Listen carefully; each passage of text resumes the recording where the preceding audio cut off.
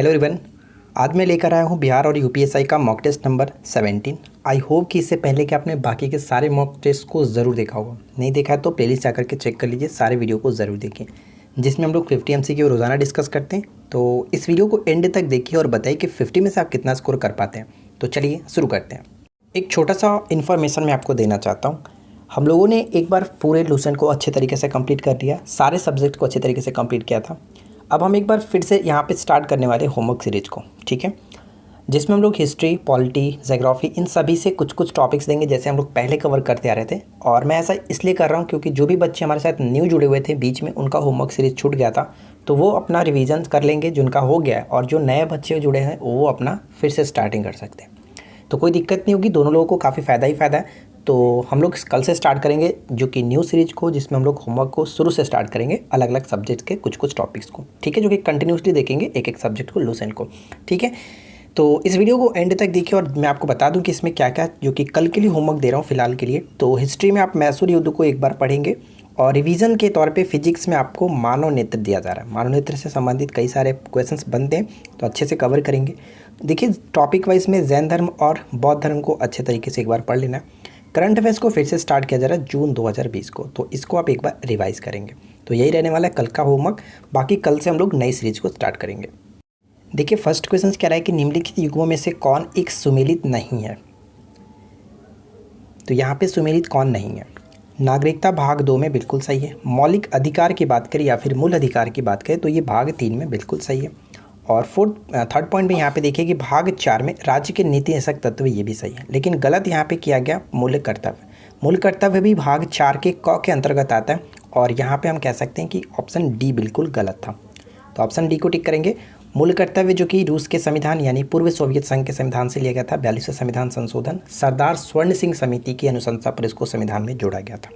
Next one देखिए, लोकसभा अध्यक्ष या फिर स्पीकर कह सकते हैं अपने कास्टिंग वोट का प्रयोग केवल करते हैं। कब करते हैं अपने कास्टिंग वोट का प्रयोग?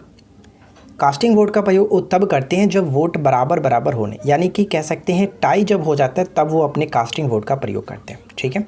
नेक्स्ट वन देखिए, निम्न में से कौन सी एक समिति भारत में पंचायती राज व्यवस्था से संबंधित नहीं है?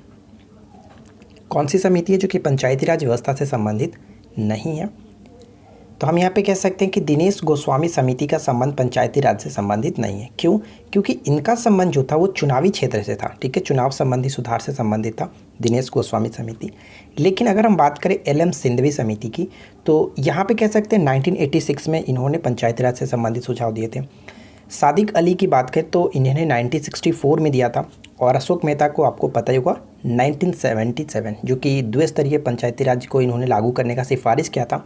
जबकि वर्तमान में हमारे जो पंचायती राज व्यवस्था है वो त्रिस्तरीय, आपको पता होगा, जो कि बलवंत राय मेहता समिति के सिफारिश पर 1957, ठीक है, उसके तहत किया गया था। करेक्ट आंसर यहाँ पे ऑप्शन ए को टिक करेंगे। क्वेश्चन नंबर 4 है कि सूची 1 को सूची 2 के साथ सुमेलित करना है। एक तरफ कांग्रेस अधिवेशन है, दूसरा तरफ अधिवेशन स्थान है। तो मैच कीजिए और बताइए कि कौन किसके साथ सही तरीके से मैच होगा। देखिए डॉक्टर MA अंसारी की बात करें तो इनका संबंध मद्रास से होगा। मद्रास की अधिवेशन इन्होंने किया था 1927 में, और ये फेमस इसलिए था क्योंकि इस अधिवेशन में पूर्ण स्वाधीनता की मांग की गई थी। पुरुषोत्तम दास टंडन की बात करें तो इन्होंने 1950 में नासिक अधिवेशन किया था। यानी हम यहाँ पे मैच करते हुए चलें तो A का 3 के साथ, A का 3 के साथ और B का 4 के साथ। तो देखिए B का 4 के साथ यहाँ पे मिल रहा है। राइट आंसर हो गया ऑप्शन सी। ठीक उसी तरह से सरोजिनी नायडू से भी संबंधित आपको याद रखना है, क्योंकि सरोजिनी नायडू भारतीय राष्ट्रीय कांग्रेस की प्रथम भारतीय महिला अध्यक्ष बनी थी, जो कि कानपुर अधिवेशन 1925 में, ये ध्यान रखिएगा, बहुत ज़्यादा इंपॉर्टेंट है। जबकि अगर प्रथम महिला अध्यक्ष की बात करें तो हम लोगों ने कल की वीडियो में डिस्कस किया था कलकत्ता अधिवेशन, जो कि एनी बेसेंट बनी थी 1917 में, ठीक है। सुभाष चंद्र बोस जी का ये हरिपुरा अधिवेशन जो आप यहाँ पे देख रहे हैं, हरिपुरा अधिवेशन भी काफ़ी फेमस है, ये 1938 था। और हरिपुरा अधिवेशन के बाद जस्ट एक हुआ था 1939 में, जो कि त्रिपुरी अधिवेशन, दोनों लगातार अधिवेशन की अध्यक्षता सुभाष चंद्र बोस ने ही की थी। तो फिलहाल यहाँ पे राइट आंसर ऑप्शन सी हो गया। तो इन सभी चीज़ों को भी ध्यान में रखिएगा। देखिए नेक्स्ट पॉइंट कह रहा है कि निम्नलिखित में से किसे शेख उल हिंद की पदवी प्रदान की गई थी? शेख उल हिंद की पदवी किसे प्रदान की गई थी?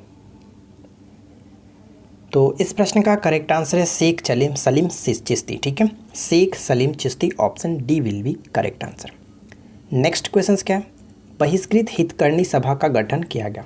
बहिष्कृत हितकर्णी सभा का जो गठन किया गया था 20 जुलाई 1924 को किया गया था भीमराव अंबेडकर जी के द्वारा, यानी ऑप्शन डी को टिक करेंगे, इनमें से कोई नहीं। अगला प्रश्न है कि एक्स किरणों के तरंगदैर्घ्य को मापने के लिए कौन से उपकरण का प्रयोग किया जाता है।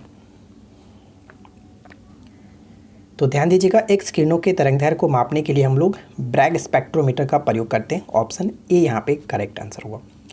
निम्नलिखित में से कौन सा ऊर्ध्वापातज नहीं है, यानी कि सब्लिमेशन जो आपको पता होगा ऊर्ध्वापातन नहीं है। तो फिटकेरी जो होता है वो ऊर्ध्वापातन के रूप में नहीं आता है, यहाँ पे ऑप्शन बी को टिक करेंगे। अगर आपने हमारी साइंस की वीडियो सुबह में देखी होती तो उसमें आपको पता चल गया होगा था कि ऊर्ध्वापातन किसे कहते हैं। ऊर्ध्वापातन उसे कहते हैं जब किसी ठोस पदार्थ को अगर हम गर्म करते हैं तो वो बिना लिक्विड में चेंज हुए डायरेक्ट वो गैसेस फॉर्म में कन्वर्ट हो जाता है, उसी को कहते हैं ऊर्ध्वापातज। तो कपूर भी इसी के अंतर्गत आता है, नेफ्थलीन भी आता है और अमोनियम क्लोराइड भी आता है। तो यहाँ पे कह सकते हैं ऑप्शन बी जो कि फिटकिरी ऊर्ध्वापातज नहीं है। अगला प्रश्न कि कयाल क्या है, बताइए कि कयाल क्या है। कयाल का संबंध हम कह सकते हैं कि केरल में लैंगून है, ऑप्शन डी करेक्ट होगा, केरल में लैंगून। नेक्स्ट प्रश्न, सिंधु नदी का उद्गम होता है। सिंधु नदी का उद्गम बताइए कि कहाँ से होता है। बहुत सारे लोग वीडियो को सिर्फ देखते हैं, लाइक तो करते नहीं हैं। चलो लाइक तो मैं दूर की बात है, सब्सक्राइब भी नहीं करके रखें, सिर्फ वीडियो को देखते हैं, आते हैं वीडियो को देखते हैं और चले जाते हैं। यार सब्सक्राइब कर लिया करो, आप में उसमें कोई घाटा नहीं जाने वाला है, सब्सक्राइब कर लीजिए।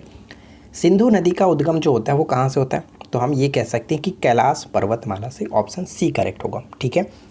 और अगर हम बात करें सिंधु नदी की सहायक नदी कौन कौन सी है, तो ये ध्यान रखिएगा सिंधु नदी की सहायक नदियों में हम लोग सतलज, रावी, ब्यास, चिनाब, झेलम, यानी इन 5 नदियों के नाम को आपको याद रखना है। आई रिपीट, सतलज, रावी, व्यास, चिनाब और झेलम, इन 5 नदियों के नाम याद रखना है जो कि सिंधु की सहायक नदी है। ठीक है। नेक्स्ट देखिए क्या कह रहा है कि क्या होता है जब चंद्रमा सूर्य और पृथ्वी के बीच आ जाता है। जब चंद्रमा सूर्य और पृथ्वी के बीच आ जाता है तब क्या होता है, तो हम ये कह सकते हैं कि इस कंडीशन में सूर्य ग्रहण होगा, यानी ऑप्शन हम सी को टिक करेंगे, सूर्य ग्रहण। सूर्य ग्रहण हमेशा अमावस्या के दिन होता है, ये आपको याद रखना है। नेक्स्ट प्रश्न क्या कह रहा है, हिंद महासागर में बनने वाले चक्रवात का उल्लेख करने के लिए किस नाम का प्रयोग किया जाता है या फिर उपयोग किया जाता है। हिंद महासागर में जो चक्रवात आता है, तो मैंने आपको बिहार एसआई का जो घटना चक्र वाला वीडियो हमारा सुबह में चलता था उसमें मैंने आपको बताया था कि हिंद महासागर में चक्रवात का नाम क्या होता है, उष्णकटिबंधीय चक्रवात, यानी ऑप्शन हम ए को टिक करेंगे। ठीक है। आगे बढ़ते हैं। देखिए नेक्स्ट क्वेश्चन क्या करा, अच्छा यहाँ पे ऑप्शन बी और डी दोनों एक ही ऑप्शन हो गया, चलो कोई नहीं। नेक्स्ट में देखिए, अंतर्राष्ट्रीय तिथि रेखा किस महासागर से होकर के गुजरती है। अंतर्राष्ट्रीय तिथि रेखा किस महासागर से होकर के गुजरती है, तो इसको आपको याद रखना है कि ये प्रशांत महासागर से होकर के गुजरती है। ठीक है फ्रेंड्स। और ये कह सकते हैं कि अंतर्राष्ट्रीय तिथि रेखा प्रशांत महासागर के बीचों बीच 180 डिग्री याम्योत्तर पर उत्तर से दक्षिण की ओर खींची गई है और ये एक काल्पनिक रेखा। तो ये क्वेश्चन काफ़ी बार पूछा गया कि किस महासागर से होकर के गुजरती है, प्रशांत महासागर। और आपको पता है कि प्रशांत महासागर सबसे बड़ा महासागर भी है। नेक्स्ट वन क्या है, निम्नलिखित में से कौन सी हवा विशेष रूप से भारत के उत्तर समतल क्षेत्रों में बहती है। तो हवाओं वाला चैप्टर भी हम लोगों ने देखा था बिहार एसआई के घटना चक्र के बुक में, काफ़ी अच्छी तरीके से मैं आपको बताया था। लू, ठीक है, लू जो होता है उत्तर और उत्तर पश्चिम में जो ये समतल क्षेत्रों में बहती है लू। ठीक है। अगला प्रश्न, निम्नलिखित में से कौन सा देशांतर भारत का मानक मध्याह्न रेखा है। भारत का मानक मध्याह्न रेखा का मतलब जो हुआ इंडियन स्टैंडर्ड टाइम जो आपको वो पूछा जा रहा है। तो आपको ये तो पता होगा कि 0 डिग्री जो ग्रीनविच से होकर के गुजरता है वहाँ से 5.5 घंटा आगे हमारा IST पड़ता है, यानी कि इंडियन स्टैंडर्ड टाइम पड़ता है। और ये जो पड़ता है किस देशांतर पर पड़ता है, तो ये आपको याद रखना है। अगर हम ग्लोब पर बात करें तो देखिए ग्लोब पर अगर हम ये 0 डिग्री है तो हमारा कुछ भारत जो कि क्या पड़ता है, कर्क रेखा बीचों बीच से होकर गुजरती है, यानी कि 23 डिग्री ये हो गया, और ये हमारा इक्वेटर हो गया बीचों बीच से 0 डिग्री।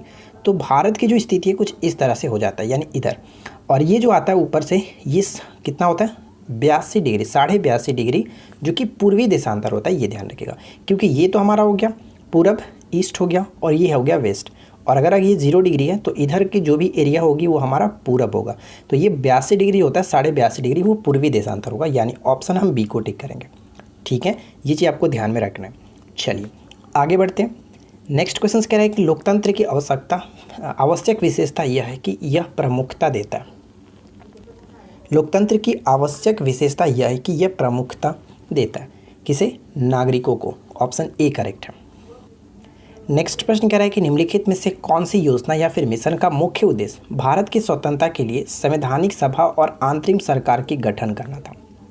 संवैधानिक सभा और अंतरिम सरकार का गठन करना था किसका? तो राइट आंसर यहाँ पे हो जाएगा ऑप्शन बी, कैबिनेट मिशन। ठीक है friends, cabinet mission. Cabinet mission अगर हम बात करें किसके द्वारा भेजा गया था भारत में, तो वर्ष 1946 में ब्रिटेन के प्रधानमंत्री क्लीमेंट इटली जो थे उन्होंने भेजा था भारत में एक 3 सदस्यीय उच्च स्तरीय शिष्टमंडल भेजने की घोषणा की। और इस शिष्टमंडल में कह सकते हैं कि कैबिनेट के 3 सदस्य थे। लॉर्ड पैथिक लॉरेंस जो कि इसके अध्यक्ष थे, बाकी 2 इसके सदस्य थे, लॉर्ड स्टेफर्ड क्रिप्स और एक अलेक्जेंडर थे। तो इनको याद रखिएगा। चलिए फिलहाल देखिए नेक्स्ट क्वेश्चन क्या कह रहा है। 73वां संविधान संशोधन अधिनियम 1992 क्या संदर्भित करता है? तो 73वां संविधान संशोधन 1992 का संबंध हम ये कह सकते हैं कि पंचायती राज से संबंधित है। तो ऑप्शन सी देखिए कि देश में मजबूत और अनुकूल पंचायती राज संस्थाओं की नींव रखना था। C will be correct answer. Next one, Bharat संघ की संरचना निम्नलिखित में से किस राष्ट्र पर आधारित है? तो आपको ये पता है कि भारत में जो संघात्मक शासन है वो किस पर आधारित है? कनाडा पर, यानी कि राइट आंसर हो गया ऑप्शन बी।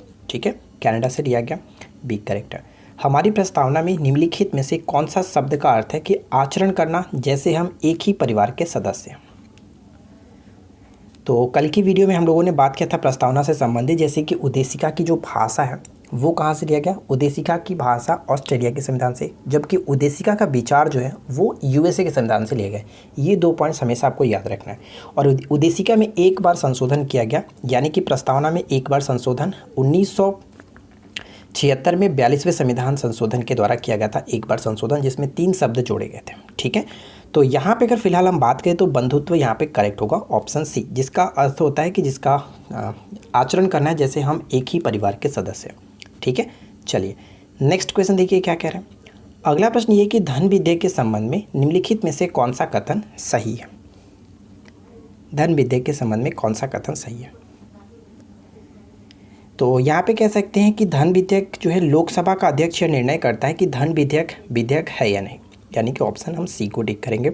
ठीक है, और आपको ध्यान रखना है कि धन विधेयक, देखिए पहला पॉइंट्स में क्या कह रहा है, यानी सही आंसर हमारा ऑप्शन सी हो गया।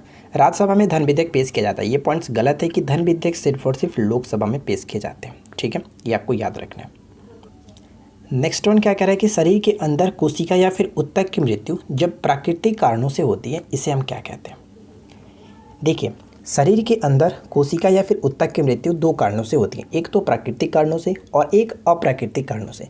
प्राकृतिक कारणों का मतलब हम यहाँ पे पढ़ सकते हैं जैसे कि खुद से कोशिका का जो मर जाना और उसके बाद नए ऊतकों का निर्माण होना, नई कोशिका का बनना, ये हमारा प्राकृतिक कारण बनता है।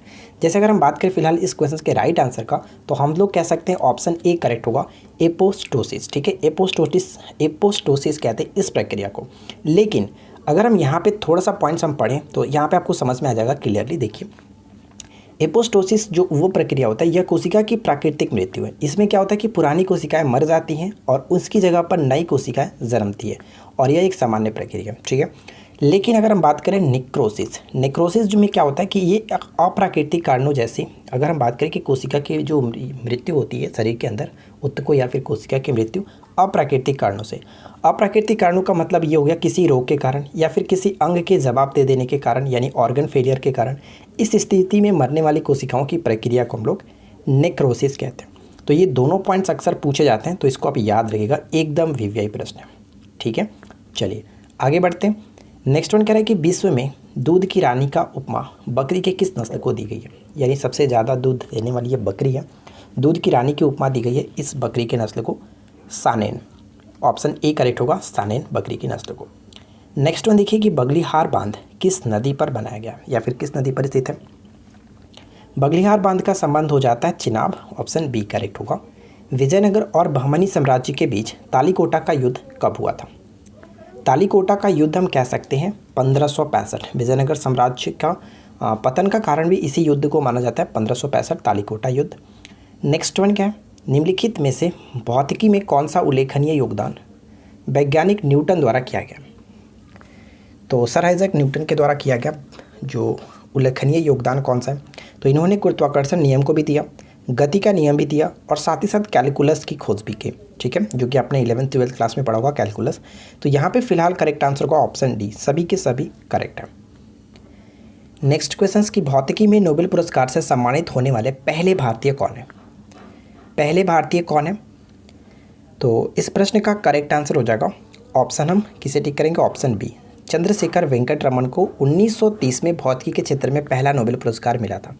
जब हम कह सकते हैं वैज्ञानिक सर चंद्रशेखर वेंकट रमन को प्रकाश के प्रकीर्णन पर उत्कृष्ट कार्य के लिए उनके नाम पर जो कि प्रभाव की खोज के लिए इनको सम्मानित किया गया था, और इस घटना को अब हम लोग रमन प्रभाव के नाम से भी जानते हैं। तो ये ध्यान रखिएगा, पूछा जा सकता है कि किस क्षेत्र में, भौतिकी के क्षेत्र में, कब? 1930 में। नेक्स्ट वन क्या है? बताइए कि इनमें से कौन सी ट्रॉफी या कप जो है वो फुटबॉल से संबंधित है? फुटबॉल से संबंधित कौन सा होगा? तो संतोष ट्रॉफी हम यहाँ पे कह सकते हैं। ठीक है, संतोष ट्रॉफी, ऑप्शन बी करेक्ट है। नेक्स्ट वन, निम्न में से कौन सा एक सिंथेटिक हार्ड कोर्ट पर खेला जाता है?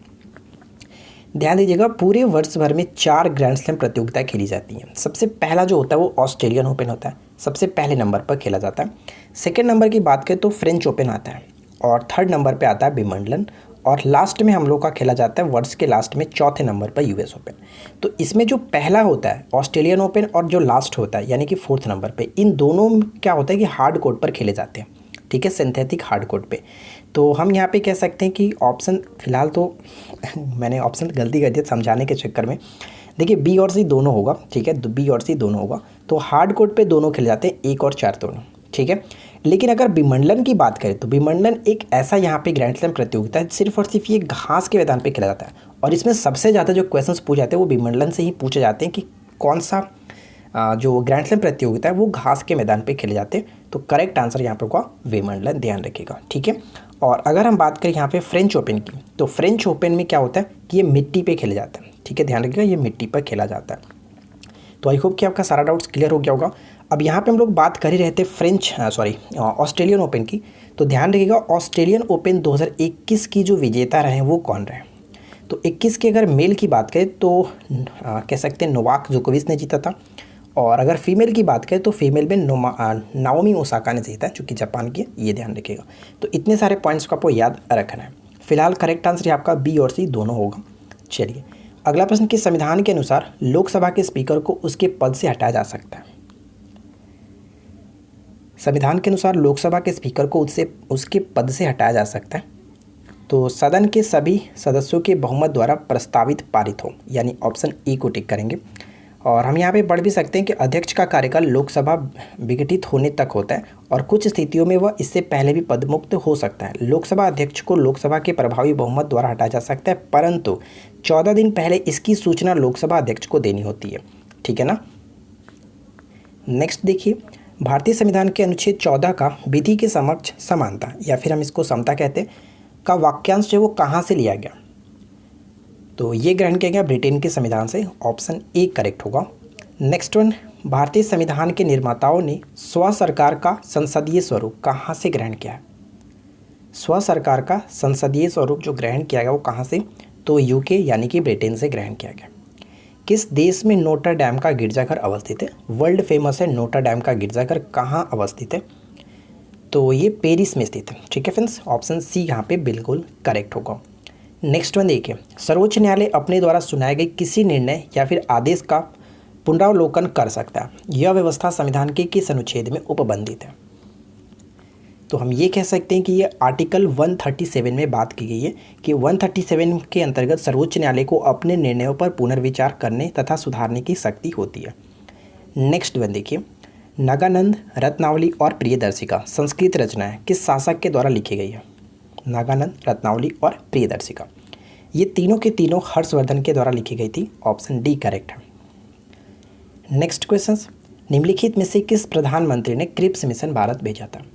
ध्यान रखिएगा, क्रिप्स मिशन भारत कब आया था? तो मार्च 1942 को आया था। ठीक है, मार्च 1942 को, ये ध्यान रखिएगा। और किसके द्वारा भेजा गया था? तो विंस्टन चर्चिल के द्वारा, ऑप्शन डी करेक्ट होगा। भारत के राजनीतिक गतिरोध को दूर करने के उद्देश्य से ब्रिटिश प्रधानमंत्री चर्चिल ने ब्रिटिश संसद सदस्य तथा मजदूर नेता सर स्टेफोर्ड क्रिप्स के नेतृत्व में 1942 में एक मिशन भेजा था। ठीक है, ये आपको याद रखना है। ध्यान रखिएगा फ्रेंड्स कि विंस्टन चर्चिल वो व्यक्ति थे जिन्होंने गांधी जी को अर्धनग्न फकीर के रूप में कहा था। ठीक है, आगे बढ़ते हैं।